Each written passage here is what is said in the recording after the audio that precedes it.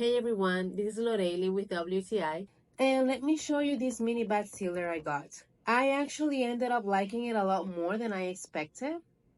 First of all, it is small, so it doesn't take up a lot of space.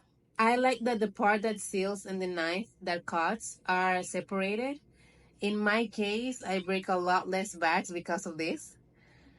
As you can see here, it has this mark on the top, and it's there to let you know clearly where the part that seals actually is, which is great because it helps me know where should I place the sealer if for some reason I have to do it in sections or if I have to pass it through again.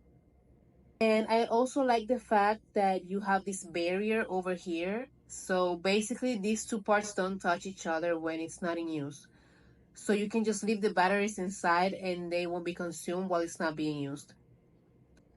I'm really glad I got this bag sealer because it's compact, it does the job really well, and it's not that expensive.